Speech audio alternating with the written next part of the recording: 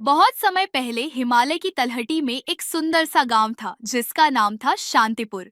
यह गांव हरियाली, नदियों और पक्षियों की चहचहाट से भरा हुआ था। पर इस गांव के बीचों बीच एक रहस्यमयी झील थी जिसे लोग मन की झील कहते थे। कहते हैं यह झील हर किसी की इच्छाएं पूरी करती थी, लेकिन एक शर्त पर। यह शर्त क्या थी, यह किसी को नहीं पता था। गांव वालों ने सुना था कि जो कोई झील के पानी को छूता उसकी जिंदगी बदल जाती, लेकिन कोई नहीं जानता था कि यह बदलाव अच्छा होगा या बुरा। झील के चारों ओर डर और जिज्ञासा का साया हमेशा बना रहता था। इस गांव में एक 12 साल का लड़का था जिसका नाम अर्जुन था। अर्जुन का दिल सोने जैसा था, लेकिन वह बहुत जिज्ञासु भी था। उसके माता पिता किसान थे और उसे कड़ी मेहनत की शिक्षा देते थे। एक दिन अर्जुन ने अपने पिता से पूछा, पिताजी, यह झील इतनी रहस्यमयी क्यों है? पिता ने धीरे से कहा, बेटा, यह झील हमारी इच्छाओं की परीक्षा लेती है। परीक्षा? कैसी परीक्षा? अर्जुन ने उत्सुकता से पूछा। पिता ने जवाब दिया, इस झील से जुड़ी कहानियां सिर्फ बुजुर्गों ने सुनी है, पर याद रखना, झील से वही कुछ पाता है जो सत्य और निष्ठा पर चलता है। अर्जुन ने ठान लिया कि वह झील के रहस्य को समझेगा। अर्जुन ने अपने दोस्तों को झील पर चलने के लिए राजी किया। उसके दोस्त नेहा और कबीर दोनों बहादुर और बुद्धिमान थे। तीनों ने अगले दिन सूरज निकलने से पहले झील तक जाने की योजना बनाई। जैसे ही वे झील की ओर बढ़े, जंगल गहराने लगा। चारों ओर घना अंधेरा था, पर अर्जुन का दिल उत्साह से भरा था। रास्ते में उन्हें एक बूढ़ी महिला मिली जो बहुत कमजोर लग रही थी। बूढ़ी महिला ने कहा, क्या तुम तीनों झील तक जा रहे हो? अर्जुन ने सिर हिलाया और पूछा, हाँ दादी, क्या आप झील के बारे में कुछ जानती हैं? महिला ने एक गहरी सांस ली और कहा, सावधान रहना, झील तुम्हारे इरादों को परखती है। झील के पास पहुंचने पर अर्जुन ने देखा कि झील का पानी चमक रहा था। झील के पास एक पत्थर पर लिखा था, सच्चाई और त्याग ही झील की कुंजी है। नेहा ने कहा, क्या यह कोई पहेली है?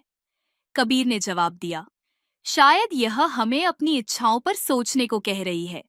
अर्जुन ने झील के किनारे बैठकर अपनी पहली इच्छा मांगी। उसने कहा, मैं चाहता हूँ कि हमारे खेत में भरपूर फसल हो।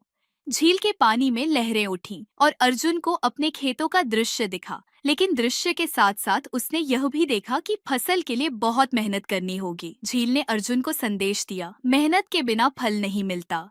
अर्जुन समझ गया कि केवल सच्चाई और मेहनत से ही उसकी इच्छा पूरी होगी। अब नेहा ने झील से कहा, मैं अपने परिवार के लिए धन चाहती हूँ। झील ने एक सुंदर मोती नेहा के हाथ में रख दिया, लेकिन जैसे ही नेहा ने मोती को पकड़ा, वह बहुत भारी हो गया। झील ने कहा, धन का भार वही उठा सकता है जो इसे सही उपयोग में लाए।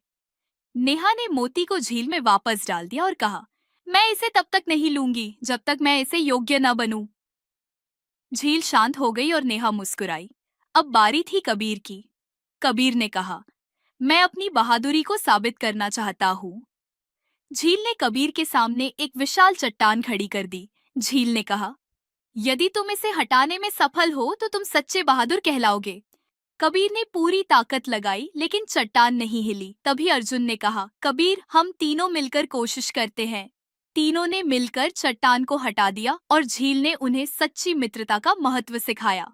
तीनों दोस्तों ने झील के पानी में अपना प्रतिबिंब देखा। अचानक झील से एक आवाज आई, तुमने अपने इरादों को शुद्ध रखा और सच्चाई का पालन किया। झील ने उन्हें एक चमचमाती किताब दी जिसमें जीवन के सारे उत्तर लिखे थे। अर्जुन ने पूछा, यह किताब हमें क्यों दी गई है? झील ने कहा, यह किताब उन लोगों के लिए है जो अपने लाभ से पहले दूसरों की भलाई सोचते हैं। तीनों ने किताब को गांव में ले जाकर सबको दिखाया।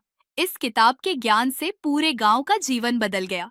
गांव वालों ने सच्चाई, मेहनत और मित्रता के महत्व को समझा।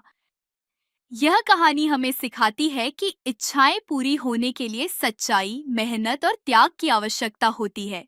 जो अपने स्वार्थ को छोड़कर दूसरों की भलाई का सोचता है, वही असली सुख पाता है। प्रिय दर्शकों, हमारा उद्देश्य बुद्ध की सुंदरता जीवन के माध्यम से बुद्ध की शिक्षाओं और नैतिक कहानियों को हर घर तक पहुंचाना है। ये कहानियां न केवल बच्चों को नैतिकता और जीवन के मूल्यों को सिखाती है, बल्कि वयस्कों को भी प्रेरित करती है।